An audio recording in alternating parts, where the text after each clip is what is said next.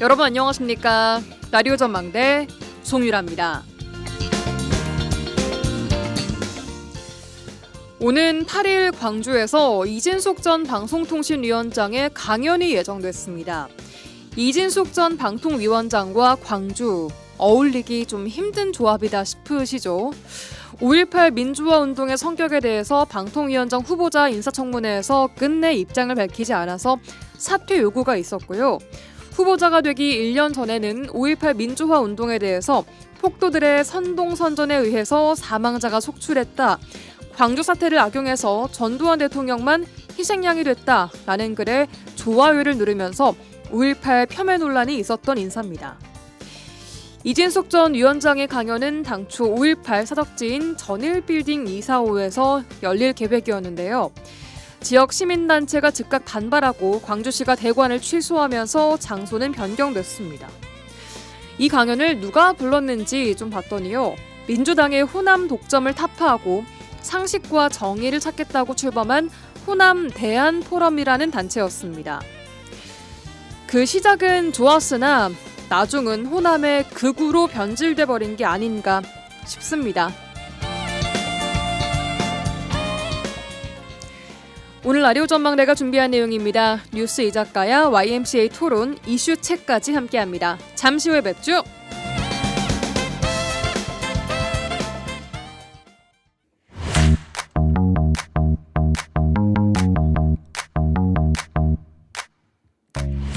라디오 전망대 2월 6일 금요일 순서 출발합니다. 오늘 같은 불금에 시사 한 잔, 이슈 한 모금, 뉴스 이 작가야로 출발해보죠. 라디오 전망대 메인 작가 이선화 작가와 함께합니다. 어서 오십시오. 네, 안녕하십니까? 네, 안녕하세요. 자, 벌써 민족의 대명절 설 연휴가 다음 주말부터 본격적으로 시작이 됩니다. 네, 맞습니다. 진짜 2월에는 네. 2월 금방 가겠는데요, 이러다가. 자, 어쨌든 지금 설 전이기 때문에 이맘때쯤 설 상여금 기다리시는 분들 많이 계실 것 같은데. 그렇죠. 지역 분위기 좀 어떤지 궁금합니다. 예, 먼저 전반적인 분위기 먼저 살펴드리면요. 최근에 HR테크 기업이죠. 인크루트가 직장인 4,362명을 대상으로 설문조사를 했는데요. 대기업 직장인의 62.7%가 상여금을 받는다. 설 상여금을 받는다 이렇게 답변을 한 반면에 중소기업의 직장인들은 32%에 그쳤어요.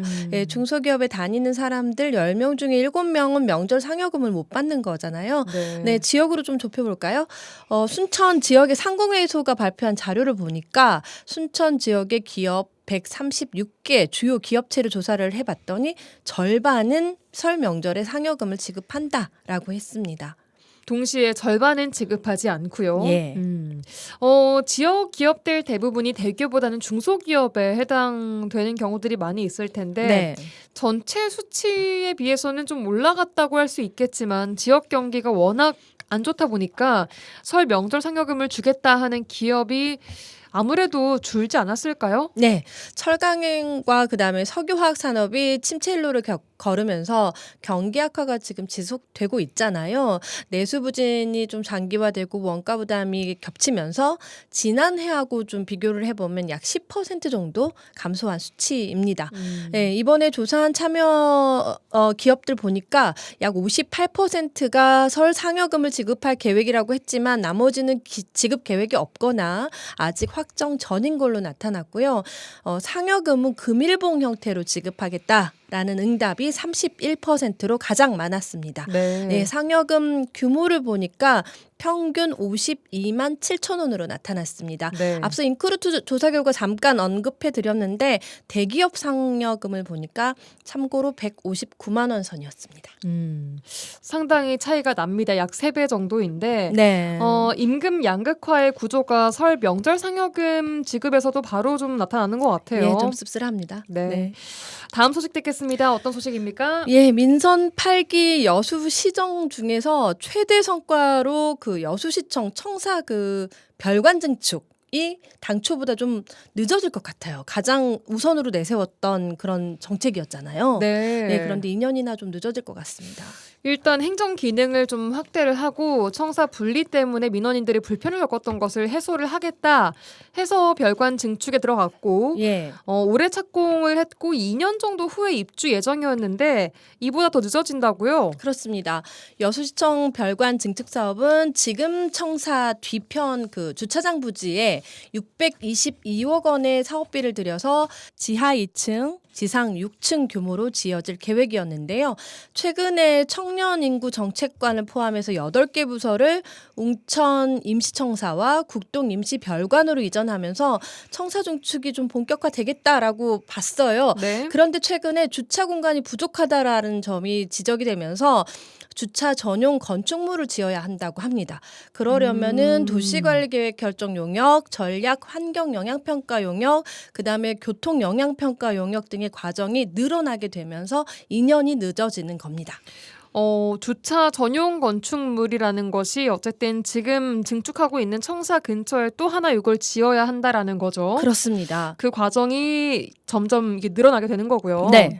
자, 그만큼 돈도 좀 늘어나는 거 아니겠습니까? 그렇습니다. 그동안에 이 문제가 제기가 안 됐던 것이 아니에요. 여수시 의회에서도 지속적으로 점검을 해왔는데 그럴 때마다 여수시는 문제없이 조치 중이다 이렇게 답변을 해왔던 겁니다. 네. 그런데 이제 와서 주차 공간이 부족하니 사업을 2년이나 늦춘다는 것은 여수시 행정의 원칙이 서 있지 않다라는 것을 여실히 보여주는 셈입니다. 그러게요. 시민들에게 피해가 좀 돌아가는 상황을 행정이 만들었다라고 하면 그에 대한 책임 또한 정확하게 좀 할 필요가 있을 것 같습니다. 네.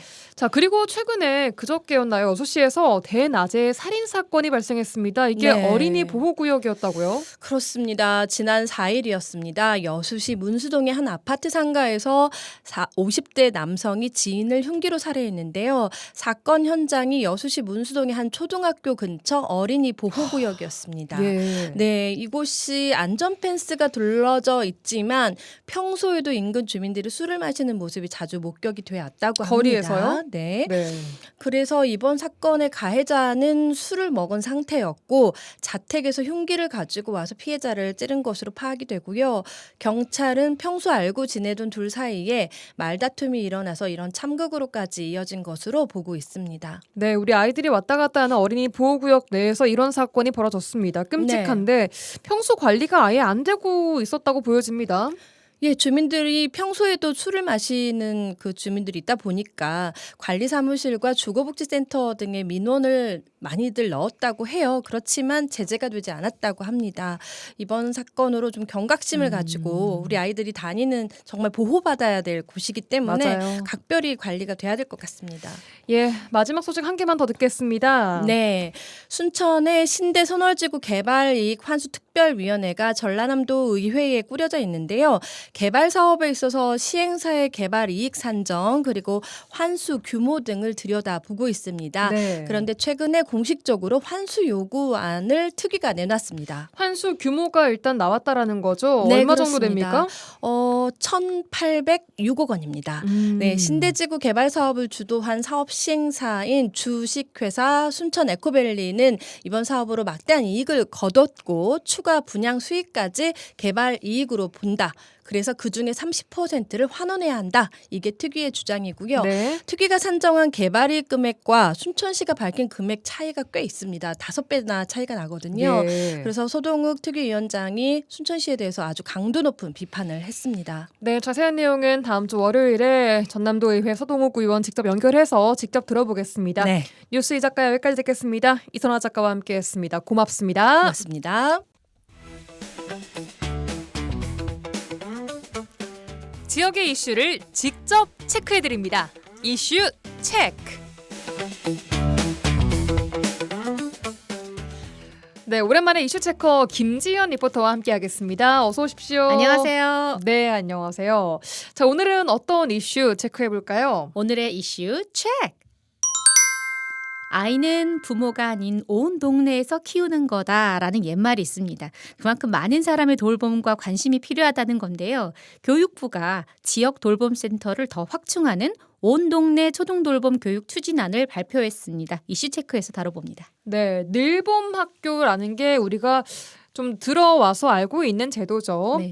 이게 온 동네 초등돌봄으로 이름이 바뀌는 건가요? 네, 그렇습니다. 일단 늘봄 학교에 대해서 먼저 좀 알려드리자면 네. 부모님 모두 이제 경제 활동을 하는 맞벌이 가정이 지속적으로 증가해 왔어요. 네. 그리고 한부모 가정도 어떤 공적인 돌봄 서비스가 필요하다는 욕구가 커졌기 때문에 우선은 가장 믿고 맡길 수 있는 곳이 학교라는 공간이란 말이죠. 예. 그래서 2024년부터 늘봄 학교라는 이름으로 학교를 중심으로 초등 돌봄 교실 그리고 방과 후 학교 교육까지 함께 통합을 해서 안전적인 것 또 정서적인 안정감 학습 지도까지 모두 다 할 수 있도록 만들어진 게 늘봄 학교입니다. 네, 그러니까 정규 수업 이후에 추가적으로 학교에서 돌봄 서비스를 제공을 하는 거죠. 공기관에서. 그렇죠. 자, 근데 이게 온 동네 초등 돌봄 교육으로 바뀌었는데 뭐가 왜 바뀐 겁니까, 일단? 아무래도 이 학교 중심의 돌봄이지만 2시간에서 3시간 정도 방과 후 학교까지 하고 나면 그 나머지 시간이 남는 거예요. 네. 부모님은 아직 6시, 7시까지 퇴근이 안 됐는데 네. 그러다 보면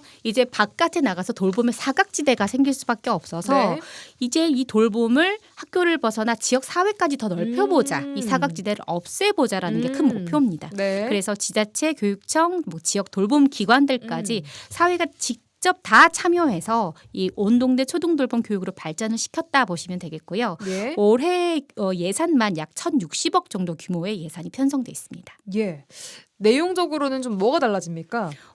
일단 초등학교 1학년, 2학년이 기존처럼 무상 돌봄 프로그램은 그대로 유지가 돼요. 초 1, 2는 지금 무상으로 돌봄 프로그램 제공이 맞습니다. 됐어요. 네. 신청만 하면. 그렇죠. 네. 그래서 오후 3시까지 이 돌봄과 생활지도가 함께 제공이 됩니다. 네. 그런데 이번에 초등학교 3학년, 그러니까 지난해 초등학교 2학년에 있던 친구들이 초3이 되어서도 계속해서 지원을 받을 수 있도록 추가됐습니다. 대상이 초 3으로 늘었습니다. 맞아요. 네. 지난 1년 동안 시행을 해봤더니 2학년 학부모님이 앞으로 초등학교 3학년 이후에서 뭐가 필요할까요? 라고 물어보니 참여 시간이 좀 줄더라도 우수한 프로그램과 좀 더 다양하게 선택을 할 수 있도록 보장을 받았으면 좋겠어요. 교육을 여러 가지 중에 선택해서 들을 수 있게. 그렇죠. 예. 그리고 돌봄보다는 조금 더 교육 선택권을 늘려주세요. 이렇게 원하시는 거예요. 네. 그래서 그 교육 수요가 좀 더 크다라는 걸 좀 생각을 해서 연간 50만 원, 1학기 때 25, 2학기 때 25만 원 이렇게 50만 원 상당의 바우처 이용권으로 방과 후 프로그램에 참여할 수 있도록 제공됩니다. 예, 일단 교내에서도 이 돈으로 교육을 받을 수 있다라는 거죠. 그동안의 방과 후 학교 프로그램을 이용하려면 예. 어느 정도 개인의 돈이 나간 상태였거든요. 그럼 초등학교 3학년 이상 학생들은 방과 후 수업에 다 돈이 나갔어요. 그렇죠. 아. 뭐 몇만 원 학원에 비해서는 굉장히 저렴한 저렴하지만 네, 그래도. 그렇지만 그래도 조금은 나가는 상황이었는데 이제 예. 이거를 지원을 해주겠다는 거죠. 그렇군요.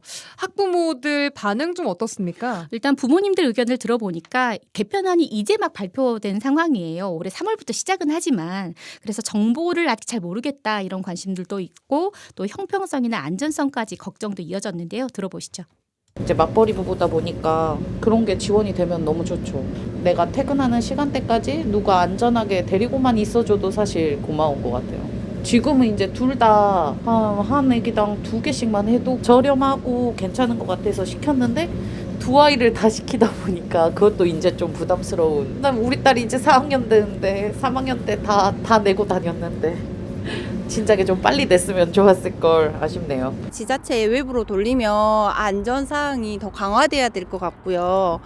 책임감, 누구에게 책임이 있을 것인지 만약 사고가 나면 그거를 명확하게 한 다음에 시행이 됐으면 좋겠어요. 행정부터가 먼저 정리가 되고 학교 지금 직장인 선생님들 있죠. 전달이 확실하게 된 다음에 그 다음에 부모님한테 넣어야지 혼돈이 없을 것 같아요. 학교나 지자체에서 먼저 아웃라인 잡아주고 어차피 돌봄이면 민간 위탁하면 안 되나요? 위탁을 해줬으면 좋겠어요. 학교 내에서 공간만 제공하고 돌봄을 아예 학교 안에서 아동센터 같은 게 딱 들어가가지고 뭐 9시까지 한다든지. 네, 역시 학부모님들은 내 아이가 직접 받을 교육이라서 그런지 굉장히 좀 입체적으로 의견을 주셨습니다. 네. 특히 뭐 사고 났을 때 누가 책임을 질 것인가, 그리고 이동하는 곳의 불안감. 그렇죠. 항상 뭐 어디 센터로 간다 앞으로 그렇게 진행이 된다 하면 그 많은 차들이 다 와서 데리고 가야 되느냐. 그러니까요. 여러 가지 또 고민들이 생기는 거. 끝나고 나면 누가 데리고 오냐. 누가 집까지 데려다 줄 거냐. 예, 그런 것도 있고 또 뭐 교육의 질 때문에 네. 차라리 민간 좀 업체가 들어와서 위탁해서 운영을 했으면 좋겠다라는 말까지 이렇게 좀 여러 가지 반응들 들어봤는데요. 자, 50만 원 연간 나옵니다. 3학년만 나오는 겁니까? 1, 2학년은 그대로 무상이고? 네, 그렇습니다. 일단은 3학년만 대상으로 진행이 돼 보는 그렇죠. 거죠. 네. 올해. 네. 자, 이거 어디에 어떻게 사용이 가능한 건지 좀 궁금한데 일단은 학교 방과 후 학교를 기준으로 생각을 하시면 됩니다. 예. 거기다가 일반 학원으로 나가서 예. 사용을 한다. 이거는 안 됩니다. 예. 일반 학원은 안 되고 학교 방과 후 학교에서만 사용은 가능하고 네. 그리고 이제 추가적으로 기관들이 선정이 될 텐데 이 센터 내에서도 뭐 프로그램이 진행될 거잖아요. 여기에 소정에 돈이 들어간다 그러면 네. 이거를 이용할 수 있는 거죠. 그러니까 뭐 아동복지센터 같은 그런 기관인 거죠? 네, 돌봄 프로그램이 진행되는. 알겠습니다. 네. 자, 그런데 이게 어쨌든 그 지역 내에서 이루어져야 하는 거기 때문에 지역 간의 격차가 없을 수가 없을 것 같아요. 그러니까 아무래도 정책 효과가 불균형하게 좀 나타날 가능성은 있어요. 뭐 농어촌 간이라는 도시의 어떤 밀집 지역이라든지 이렇게 좀 차이가 있을 수 있고 교육의 질도 그럴 수 그렇죠. 있고요. 교육 다양성도 양이라든지 그렇고. 네, 질을 높이기 위해서 이렇게 좀 더 지속적으로 예산 확보는 가능한가 이런 음. 재정 부담들도 있습니다. 네, 준비는 잘 되고 있습니까? 일단은 시작까지 시간이 얼마 없는 상황이에요. 3월부터 시작이니까요. 근데 아직 진행이 좀 더딘 상황인데요. 그래서 학교 밖을 더 책임지는 곳들이 더 필요하다라는 이야기들이 많이 나오고 있고요. 현재 학교 밖을 담당하고 있는 지역 아동센터의 경우 이야기를 좀 들어보니까 아직까지 다 전달이 되지 않은 상태다. 그래서 초기 자리를 잡는 게 좀 중요한 시기이기 때문에 학교나 지역 돌봄 기관들이 협력하는 이런 실질적인 협의체가 필요하다라고 강조하시더라고요. 김성희의 솔샘 지역 아동센터장입니다. 형식적인 것이 아니라 그 마을 돌봄 시설들과 학교의 그 돌봄 그 협력체가 잘 구성이 돼서 서로의 부족한 부분을 보완하고 이제 학교에서는 막 7시, 8시까지 학교 문을 열어놓고 아이들을 돌보기는 사실 굉장히 부담스러운 일이잖아요. 지역아동센터는 기본적으로 8시까지는 운영하거든요.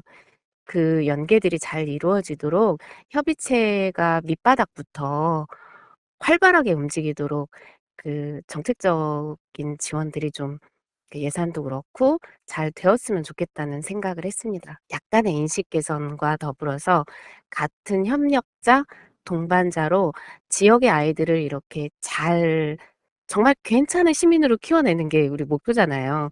이제 그렇게 성장할 수 있도록 밑에서 어른들이 잘 협력을 해줬으면 좋겠다는 생각이 듭니다. 네, 지역 아동센터 이야기 좀 들어봤습니다. 당장 다음 달 3월 새학기부터 이거 시행되는 거 아닙니까? 맞습니다. 근데 아직까지 조금 혼선이 좀 있어 보이네요. 네, 전라남도 교육청에서 지금 어떻게 좀 진행이 되고 있나 이런 걸 좀 문의를 드렸어요. 네. 근데 일단 명칭부터가 조금 다르더라고요. 명칭이 네. 한 가지가 아니에요. 정부에서는 온 동네 돌봄이라고 이야기를 하고 있잖아요. 그런데요? 그런데 조금 자율성을 줬다고 합니다. 명칭에. 그래서 전남에서는 전남 초등돌봄 방과 후 학교라는 이 명칭을 사용하고 있거든요.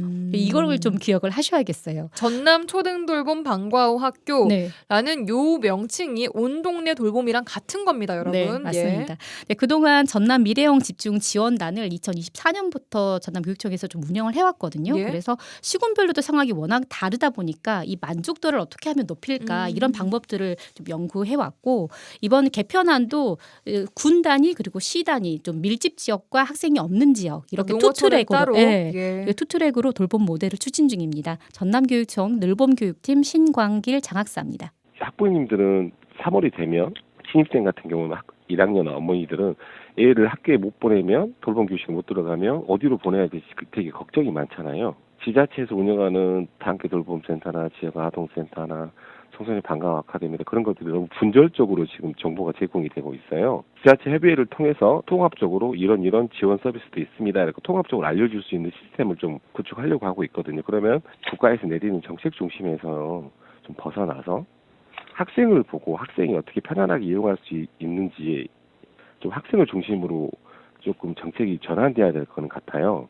네, 전남 교육청 얘기 듣고 왔는데요. 어쨌든 우리 아이들 방과 후 돌봄 공백이 좀 해소될 수 있게 통합적으로 뭔가를 잘 시스템적으로 구축을 해야 된다라는 말씀을 주시고 계신 것 같아요. 단순히 뭐 돌봄, 늘봄 뭐 이거를 각각 시스템이 아니라 통합적인 이 시스템 내에서 우리 아이들이 공백이 생기지 않도록 같이 돕는 그런 거 말씀하고 계신 거잖아요. 네, 그리고 이제 정보를 얻는 과정도 통합이 되어서 한꺼번에 모든 정보를 얻을 수 있는 그런 시스템을 좀 구축해야 된다라는 말씀을 해주셨고요. 그렇군요. 일단은 좀 처음인 상황이잖아요. 또 초기 단계이기 때문에 학교와 지역기관 또 지자체 서로 협력 없이는 이렇게 좀 안정적으로 진행되기는 어려운 것 같아요. 네. 그래서 현장에서 해결해야 될 과제가 앞으로 또 뭔지 굉장히 많이 드러나게 될 텐데 좀 꼼꼼하게 잘 살펴보면서 말 그대로 온 동네가 아이를 다 키워내는 그런 기회가 되는 하나의 단계로 봐야 되지 않을까 싶습니다. 네, 오늘 소식 여기까지 듣겠습니다.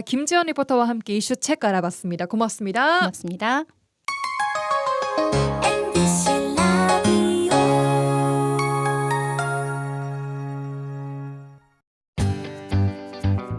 지영민과 함께하는 친절한 시사. 여기는 여수 MBC 송유라의 라디오 전망대입니다.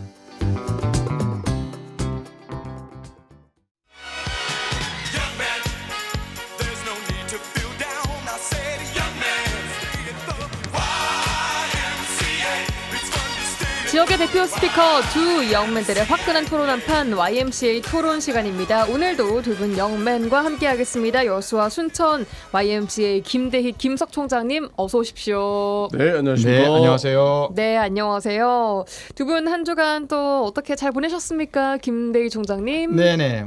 저는 특히 이제 저희 YMC뿐만 아니라 대부분 비영리 민간단체들은 2월이면 정기총회를 하거든요. 네. 12월 31일 날 회계가 닫히면 1월 달에 대체적으로 결산 다 하면서 감사도 받고 또 내부의 이사회나 집행위원회를 통해서 결산과 또 사업 결과 보고 사업 계획들을 입안해서 2월 달에 정기총회를 하는데 이번에는 하필 또 중하순에 설이 끼어서 대부분 중순경에 정기총회를 하게 되는데 기업으로 치면 주주총회죠. 새로운 임원이사나 뭐 회장, 이사장들을 배출하게 되고 또 지난해 사업과 예산에 대해서 결산 보고를 받으면서 잘했냐 못했냐 또 올해는 또 어떤 사업을 할 거냐 이런 것들이 정기총회 때 논의되는데 정기총회가 끝나야지 움직이거든요. 네. 대체적으로 단체들은 정기총회 끝나면 이제부터 시작이구나 하는 분위기라서 굉장히 1, 2월 달에는 단체별로 바쁩니다. 바쁜데 저희 YMCA도 다음 주 화요일 2월 10일 날 저녁 7시에 강무동에 있는 YMCA 회관에서 정기총회를 하게 되는데 올해 1년이 YMCA는 굉장히 바빠요.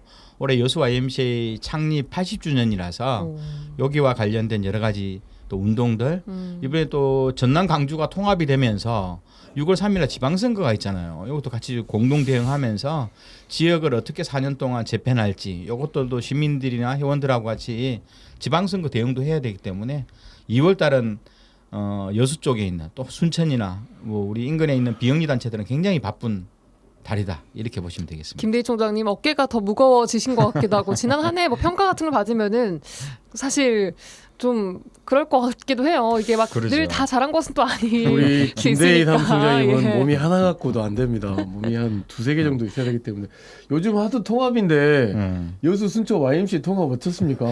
해야죠. 제 사무총장 밑으로 들어가게요. 통합이 대세라서 지금 강주하고도 통합해야 돼요. 강주 전남 YMCA가 하나의 신데요 이제 여수. 네, 그러죠. 제가 김대희 총장 밑에서 일하고 싶습니다. 석 총장님 어떻게 그게 계획이십니까 지금 네네, 큰 그림? 저의 큰 그림입니다. 너무 책임지는 자리가 너무 순천 YMCA도 지금 2월 9일 그러니까 다음 월요일이죠. 저녁 6시 30분에 정기총회를 계획하고 있습니다. 순천 YMCA 정기총회 회원님 여러분들 6시 30분에 순천 YMCA 꼭 오셔가지고 YMCA 한 해 살림은 어땠고 앞으로 26년은 어떻게 계획하고 있는지를 함께 상의하는 중요한 자리가 됐으면 좋겠습니다. 꼭 와주십시오. 그리고 저 이제 순천 YMCA에 새로운 직원이 한 명 지금 2월 1일부터 일하고 있습니다. 네. 최병광 총무님인데 이렇게 실명까지. 예, 홍보를 해야 됩니다. 그래야 이 역사적 사명을 갖고 일할 수 있는 것이기 때문에 그래서 뭔가 요즘 시민단체가 새로운 사람을 같이 채용해서 함께 일하는 게 쉽지 않은 건데 하여튼 순천 IMC가 올해 함께 할 수 있는 사람이 있어가지고 좀 더 여수 IMC 김대희 총장님을 좀 도와드릴 수 있지 않을까 뭐 이런 생각을 갖고 있습니다. 그리고 이제 요즘 좀 광주 전남에 대한 통합 관련된 일들이 많고 있지 않습니까? 그리고 어제였나요? 그제였나요? 전라남 도의회와 광주시 의회가 결국은 이제 통과를 시켰죠. 의회가 통과는 시켰는데 저는 이제 핵심은 그런 거죠. 광주 전남 통합에 있어서 지방자치법도 그렇고 자치분권 특별법도 중요한 사항은 주민투표를 할 수 있게끔 되어 있습니다. 만약에 절차상 주민투표가 어렵다라고 한다면 하지 못하는 것에 대한 적어도 전남 도민들이나 광주 시민들의 민주주의를 촉구했던 광장에서 우리가 그래도 촛불 들었던 동지들 아닙니까? 그러면 사과를 하고 주민투표에 걸맞는 내용 중심으로 걸맞게끔이라도 어쨌든 주민사를 수렴하겠다라고 하는 대안을 내놓는 것이 아니라 이번 광역통합은 주민투표는 필요 없다는 식으로 이야기하는 것에 대해서 대단히 못마땅해서 지금 광주남 통합 공청회 관련된 자리마다 지금 다 쫓아다니면서 이 부분에 대해서 지금 현재 성토하고 있고 그러느라고 지금 YMC 총회 준비를 제대로 못하고 있어서 그러고 있고 또 2월 4일 날은 또 저의 여순 사건 관련된 재판이 있어가지고 이번 주 한 주는 정말 숨이 꼴딱꼴딱 넘어갈 정도로 바쁘게 보냈다라고 말씀을 좀 드리고 싶습니다. 예, 관련해서 이야기는 바로 좀 들어가 보도록 하고 주제 토크로 넘어가 보도록 하겠습니다. 더불어민주당이 발의한 전남 광주 행정통합 특별 법안에 여순 사건 정신 계승과 지원 특례가 포함됐습니다. 기존 특별법에는 법이 존재하지만 신설되는 특별법이 우선되는 만큼 관련 조항을 최종적으로 담아내는 게 중요해진 상황인데요. 여순 사건 진상조사 보고서 작성 기획단 2기가 지난해 말에 출범을 해서 새해를 맞이했습니다. 그간 여러 논란들을 잠재우고 또 보고서를 어떻게 얼마나 잘 내놓을 수 있을지 관심이 모아지는데 오늘은 그래서 2026년 지금 여순 사건은 어디까지 와 있고 또 어떻게 앞으로 나아가야 하는가에 대한 이야기 가지고 와 봤습니다. 여순 사건 이야기인데요. 김석 총장님의 그 재판 이야기를 안 할 수가 없습니다. 앞서 지난 2월 4일 이때가 재판 기일이었습니까, 총장님? 항소심 재판을 이제 원래 예상키로는 검사의 구형까지 치는 결심 재판으로 예상하고 갔는데 지금 법원 인사가 있어가지고 그러니까 판사가 바뀌게 되면 또 한 차례 더 경청을 해야 된다네요. 그래서 한 차례 더 결심이 하루 연기가 됐고 그럼 2월 25일 날 결심이고 선고는 3월 정도의 예상을 3월 한 중순 정도? 3월 정도의 예상을 하고 있습니다. 예. 이 현장에서 이제 시민들이 모여서 좀 김석 총장님의 무죄를 촉구하는 행동이 있었습니다. 그 내용 그 현장에 또 김대희 총장님도 함께 계셨죠. 네네네. 지난 그저께였죠. 2월 4일 수요일 날 오후 2시에 강주 지방법원에서 이제 2심이 열리게 되는데 1시간 전에요. 강주 시민단체 협의회 그리고 순천, 목포, 여수, 강양에서 참여한 전남 연대회의, NGO 단체들 활동가들, 그리고 여순 사건 유족회 회원님들, 민주 사회를 위한 변호사 모임, 강주 지부 변호사님들 해서 한 50여 명 정도가 참 1시간 정도 기자회견을 진행했는데요. 네. 실제로 윤석열 정부가 출범하고 나서 임명을 한 대표적으로 이분들이 여순 사건은 여순 반란 사건으로 규정하려고 하는 이 여순 사건 진상조사 보고서 작성기획단이 작년 5월 28일 순천 방문을 했거든요. 근데 이제 순천 방문에 따라서 항의 기자회견을 순천역에서 진행하려고 했던 여순 사건 유족들과 또 여순 사건 범대위 또 김문수 국회의원 당선자도 오셨거든요.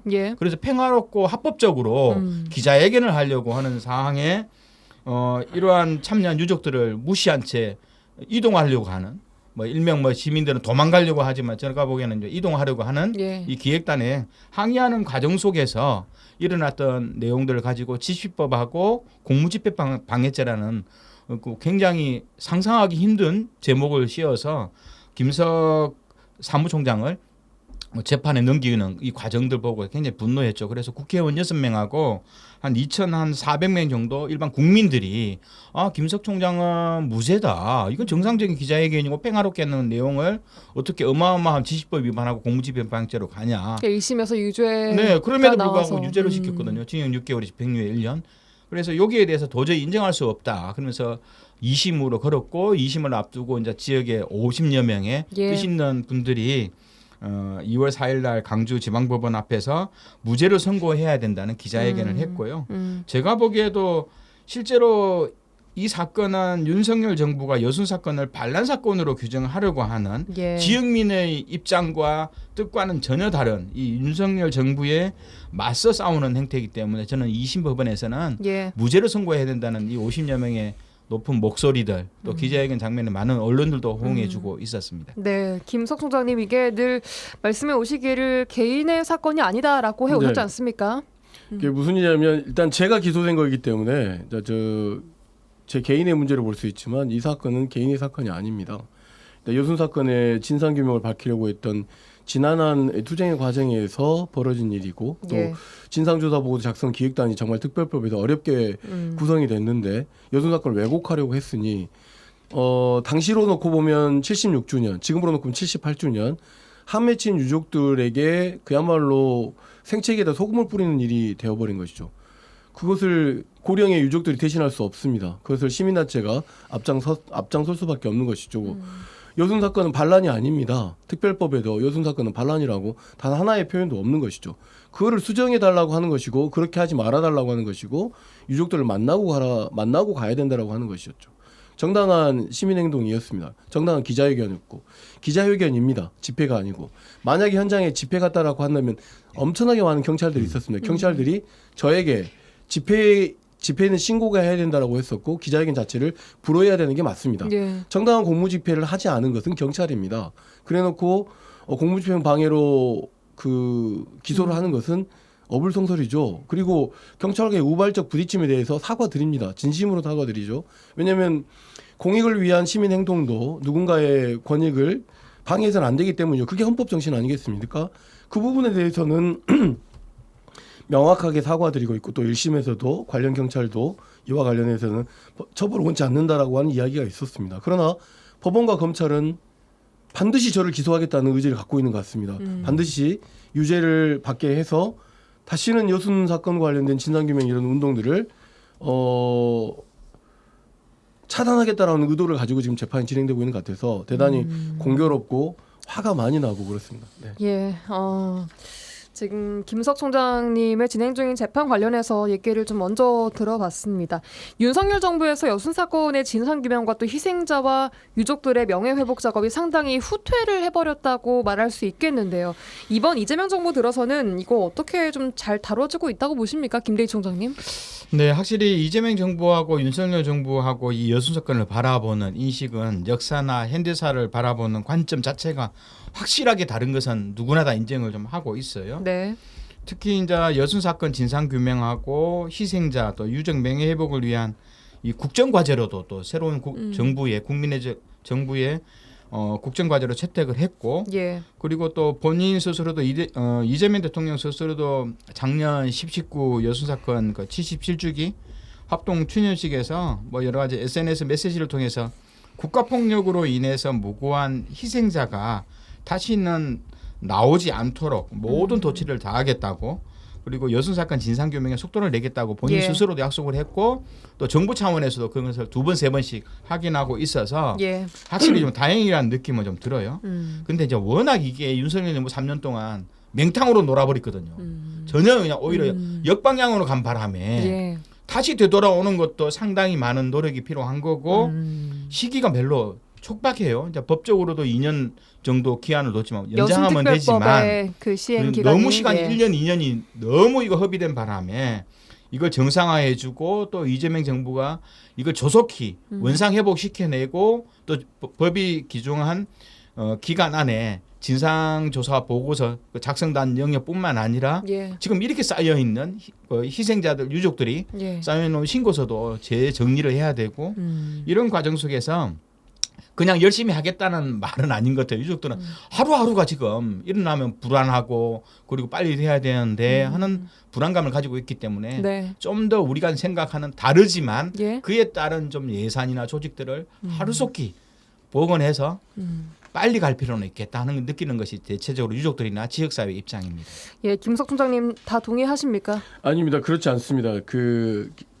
김대희 총장님의 말씀이 반은 맞고 예. 반은 지금 현재 상황은 좀 다른 게 일단 여순 사건 관련된 윤석열 정부에서 보냈던 협의한 시간이 지금도 여전히 유지되고 있습니다. 왜냐하면 이 특별법이 바뀌고 나면 일을 하는 곳이 위원회입니다. 위원회인데 여순 사건 위원회인데 이 위원장을 국무총리가 맡고 있죠. 예. 이 위원 구성이 윤석열 정부 때 임명됐던 위원들이 여전히 위원회에 알박기로 박혀 있습니다. 그 진상조사 보고서 작성 기획단이 작년 연말에 구성이 됐지 않습니까? 예. 여기만 정상적으로 구성된 겁니다. 근데 곳곳에 윤석열 정부의 때가 그대로 묻어 있는 사람들이 그대로 남아 있습니다. 진상조사 보고서 작성 기획단에 조사관으로 있는 사람들, 그다음에 조사 전문 인력으로 와 있는 사람들이 당시 1기 진상조사 보고서 작성 기획단을 지원했던 사람들입니다. 네. 뭐냐면 여전히 사람은 바뀌지 않은 거죠. 왜냐하면 진상조사부 작성 기획단이나 위원회는 상임위원들이 아니기 때문에 이 일은 대체적으로 공무원들이나 이 지원단들이 하게 돼 있습니다. 그렇기 때문에 여전히 윤석열 정부에 있었던 이 알박기가 그대로 돼 있기 때문에 이 사람들을 내쫓지 않고는 정상화되는 좀 시간이 걸릴 수 있습니다. 또 하나 여순 사건 희생자 관련해서 계속 우리가 이 전남 실무위원회에서 올리면 위원회에서 조금 계속 거들낸다고 했지 않습니까? 그 내용을 살펴보니까 여기도 또 알박기가 되어 있습니다. 희생자를 결정하는 위원도 아닌 그야말로 그 계약직 직원인 조사관들 몇몇 때문에 희생자 결정이 계속 미뤄지고 있다는 것을 최근에 알게 됐습니다. 전남도실무위원회 말씀하시는 아닙니다. 위원회 내에 저기 여순 사건 위원회 내에 예. 이 희생자 결정을 하는 조사관들, 그러니까 이런 사람들을 내쫓지 않고는 희생자에 대한 명예회복이나 사건에 대한 진상규명을 하는 데 있어서 실체적으로 어려움이 있죠. 그러면 어떻게 해야 되느냐? 법을 바꾸고 시행령을 바꿔야 됩니다. 그래서 위원회에 상임 제도를 두고 적어도 진상조사 보고서 작성 기획단은 기획단장 정도는 상임이 돼서 공무원들을 지휘할 수 있어야 됩니다. 이게 빠져버리면 결국은 윤석열 정부 때 계속 임기가 연장되고 있는 조사관들의 전문위원회에서 휘둘릴 수밖에 없기 때문에 이 문제에 대해서 이재명 정부는 귀담아 들어야 된다. 그리고 우리 지역에 있는 국회의원들께서 또 이 문제에 대해서는 좀 관심 있게 좀 들여다봐서 위원회의 정상화, 그다음에 기획단을 지원하는 사람들에 대한 정상화가 반드시 필요하다라고 하는 것을 모두가 좀 함께 알아야 됩니다. 예. 그래도 이기 기획단 자체는 바뀌었기 때문에 좀 희망을 걸어볼 수 있는 부분이 있지 맞습니다. 않습니까? 이기 기획단 일을 잘할 수 있게끔 하기 위해서 희망을 걸기 위해서 그런 뭔가 잘못된 행위를 지원했던 사람들이 나가줘야 된다라고 하는 것을 저희들은 요구하고 기획단은 기획단대로 할 일을 해서 반드시 진상조사 보고 작성을 어떤 방식으로든지 해야 된다. 이게 1차가 됐든 2차가 됐든지 간에. 예.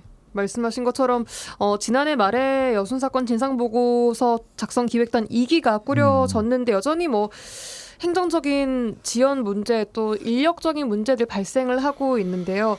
김대희 총장님은 지금 2기 기획단 구성과 활동 어떻게 보고 계십니까? 실제로 그 진상 조사와 또 보고서 작성을 위해서는 아까 인력과 예산 조직의 구조 변화는 필요하다. 예. 이것은 필요한 거고요. 왜냐하면 행정은 약간 느리거든요. 일반 기업이나 민간은 결정하면 추진하면 되잖아요. 근데 행정은 절차가 바뀌고 뭐 그 정원을 또 조정하는 너무 복잡한 나머지 하지만 이건 특단의 좀 결단을 내려줘야 될 것이 보고서 작성 기획단 아까 뭐 그 전문 인력이라든가 몇 가지 문제를 김석 총장님이 제기했지만 실제로 이 실제 보고서를 쓰고 있는 직원도 너무 적어요. 우리가 제주 4.3 사건 진상조사 자체 상근 인력만 해도 15명 정도 두고 있었거든요. 20명 정도.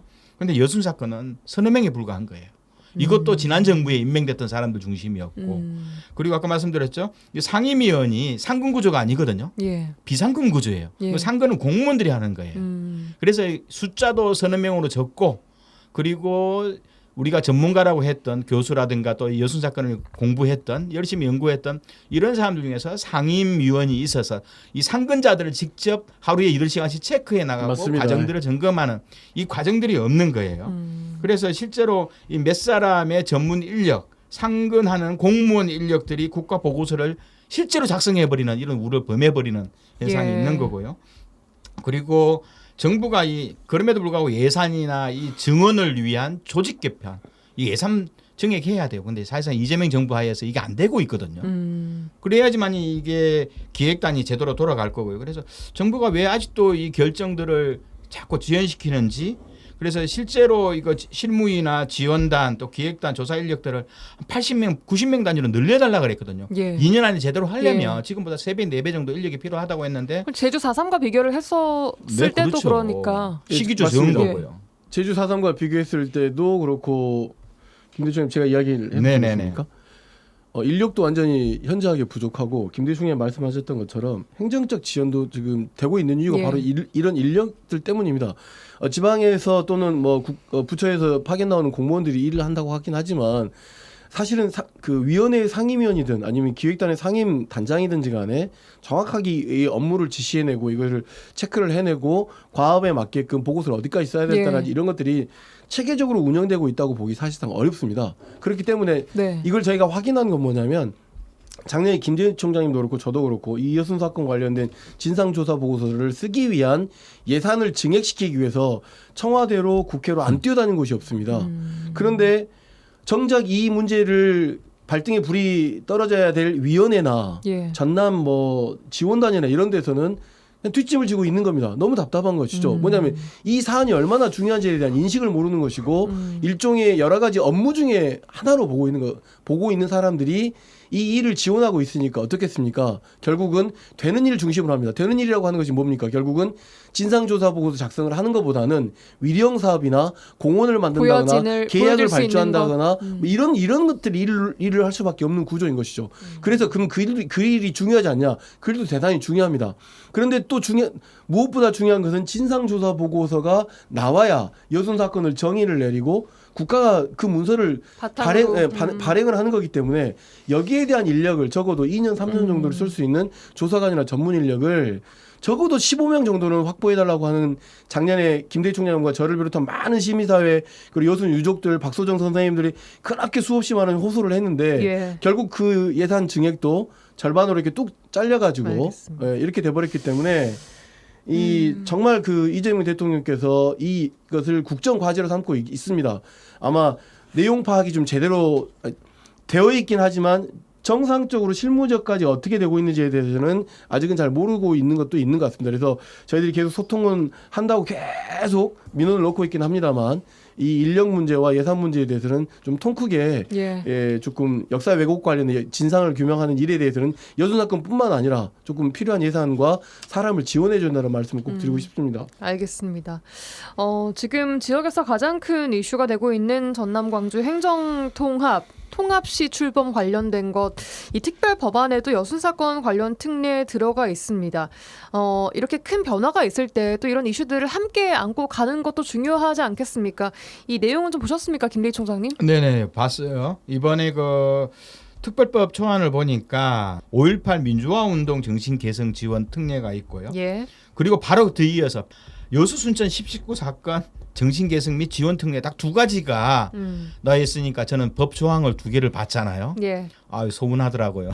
왜냐하면 183조 5.18 강주 민주화 운동 개성 지원 그 특례에는 5.18 강주 민주화 운동의 정신 개성 및 그리고 사적지 보존 보호 관리 사업에 대하여 재정 지원을 하여야 한다고 규정되어 있어요. 해야 한다. 하여야 한다. 이거 꼭 강행 규정이거든요. 예, 근데요. 그런데 바로 뒷장 넘어가 보니까 여수 사건 영역 184조를 보니 여수 순천 10.19 사건의 역사적 성격과 또 인권적 의미를 개성 환산하고 국가 차원의 명예 회복 및 희생자 유족에 대한 정당한 피해 보상의 필요성을 고려해서 국가 기념일 지정, 피해 보상, 재단 설립, 피해자 유족에 대한 트라우마 치유 사업 및 기록물의 보존 관리 활용에 대해 여기까지는 맞아요. 그다음에 재정 지원을 할 수 있다. 이게 하여야 한다고 할 수 있다. 하여야 한다와 할 수 있다는 다릅니다. 엄청난 차이죠. 우리가 검찰 개혁에서 등 때문에 그놈의 등 때문에 얼마나 고생이 많았어요. 근데 이제 충분히 이해돼요. 그래서 아까 그 진상보고 기획 작성단이 굉장히 중요한 것이 역사적 정의가 아직 안 끝났잖아요. 예. 역사적 정의가 끝나야지만이 되는데 어떻든 진짜 하여야 한다로 갈 수 있는 건데. 아직은 뭐 조사가 진행 중인 사건으로 이제 보니까 여순 사건은 그럼에도 불구하고 예. 한쪽은 바로 앞에 있는 조항은 하여야 한다라는 강행 규정이고 예. 여기는 그 정부가 아니면 특별시가 혹은 할 수도 있다라고 나오니까 아직은 우리가 이 여순 사건 특별법과 관련된 진상 조사에 더욱더 주력을 해야 되는 필요성을 느끼는 거죠. 예. 최근에 전남도 의회 오미화 의원도 여순 사건 역사 왜곡과 또 체계적인 대응 방안에 대해서 선언적 수준에 머물러 있다라고 평가를 하기도 했는데 그러면서 구체성 실행력 부족하다라고 지적을 했습니다. 오늘 법 개정도 해야 되고 위원회 정상화도 시켜야 되고 여러 가지 말들이 나왔지만 행정에서 지금 가장 먼저 해야 되는 것 한 가지만 딱 정리를 해주신다면요. 30초씩 드리겠습니다. 김대희 총장님. 제가 보기에는 그 오미화 의원이 진보당 의원이에요. 그 영광군 출신이죠. 영광군 출신 진보당 도의원인데 동부 쪽에 있는 도의원님들은 뭐 하고 계셨나. 김용록 현 전라남도 도지사가 여순 사건 문제는 말로는 언론에서는 그렇게 한다 하지만 실상이 하나도 없다는 것을 오미화 의원이 지적한 거거든요. 예. 그래서 우리 전남 쪽에 있는 동부 지역 도의원님들 신경 쓰셔야만 한다고 좀 봅니다. 알겠습니다. 김석 총장님. 다른 역사적 사건에 대한 역사 왜곡에 관한 그 처벌할 수 있는 특별법이 필요하다고 생각하고 예. 그다음 왜 이런 이야기 하냐면 최근에 위안부와 관련돼서 굉장히 말도 안 되는 퍼뜨리면서 청와대 어디 곳곳에 기자회견도 하고 학교 옆을 찾아가면서 정말 구구 집회를 하고 있는 사람들이 생겨나고 있지 않습니까? 이런 사람들 처벌해야 됩니다. 왜 저는 집시법 위반으로 기소하면서 그런 사람들은 집시법 위반으로 기소하지 않습니까? 지금 현재 집시법으로 그 사람들을 기소할 수 있습니다. 이런 역사 왜곡하는 사람들에 대한 처벌이 가능한 조치들을 반드시 행정이나 국회에서 만들어야 된다. 그래야 진상규명은 진상규명이고 이 역사를 왜곡하는 사람들의 활동들을 정말로 법적으로 처벌할 수 있게끔 만들어낼 수 있는 사회적 분위기를 만들어야 한다는 생각입니다. 예. 알겠습니다. 자, 오늘 두 분과 함께 여순 사건 진상규명 추진 과정 어디까지 와 있는지 한번 점검을 해봤습니다.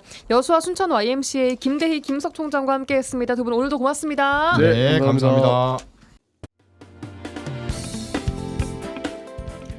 라디오 전망대가 2월 6일 금요일에 준비한 내용은 여기까지입니다. 저는 다음 주 월요일에 돌아오겠습니다. 구성 이선화, 연출 송유라였습니다. 고맙습니다.